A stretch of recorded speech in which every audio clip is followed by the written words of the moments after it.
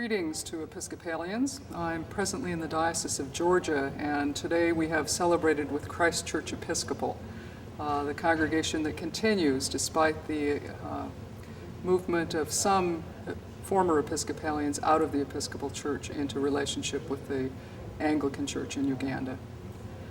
We're facing a number of difficult decisions and events in the coming months. Episcopalians have always asserted the reality that we are a diverse church and we're able to hold together within one body everyone who wishes to be part of that body. There's room for a wide variety of opinions, theological and liturgical and social in this church, and that's part of our great strength. We are diminished when some elements of the body decide they can no longer be part of us. But we need to reassure the members of this church that there is room for you if you want to be part of this body.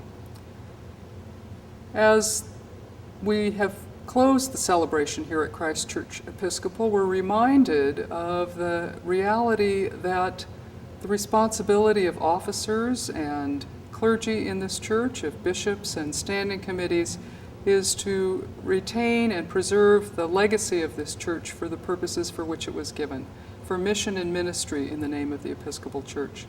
That's what Christ Church Episcopal represents here in Georgia at this point. They're vigorously engaged in evangelism in this community.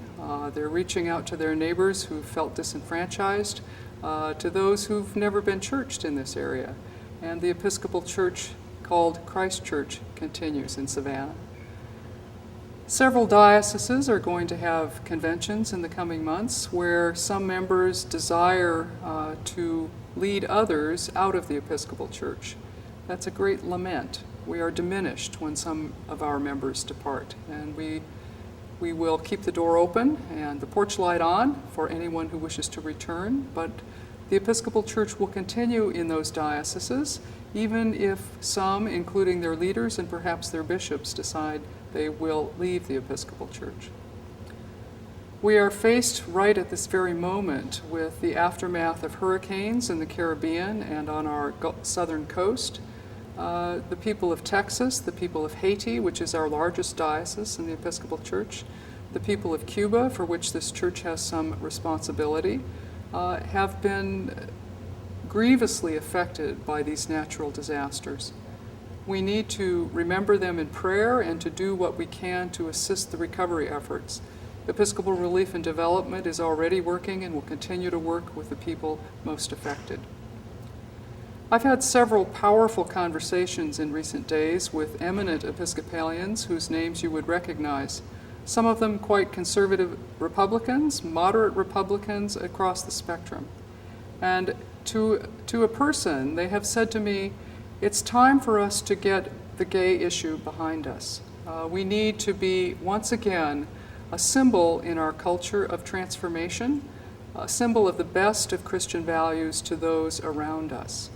We need to remember that as Episcopalians, and our Anglican heritage has always been to celebrate the diversity in our midst, even when we find it difficult to agree. There's room for a wide spectrum of opinions in this church. People who read the Bible with great passion can come to differing conclusions about the Word and what it means in their lives. The Civil War is a remarkable example of that in this country.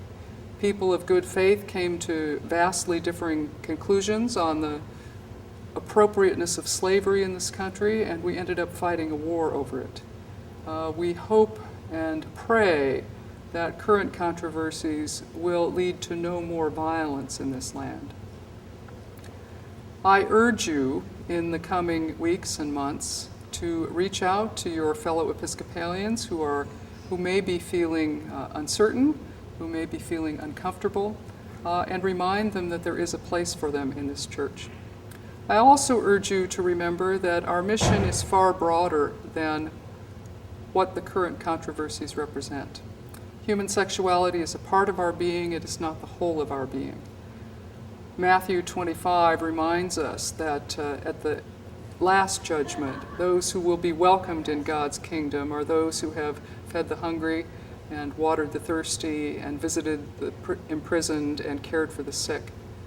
when you and I ignore the needs of all our neighbors, when we're not focused on the needs of the whole community, we have not fulfilled the fullness of our mission.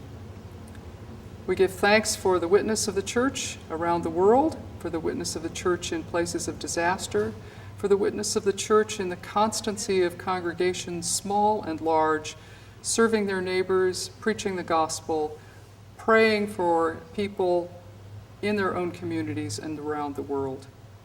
I urge you to continue in the work to which Jesus calls us.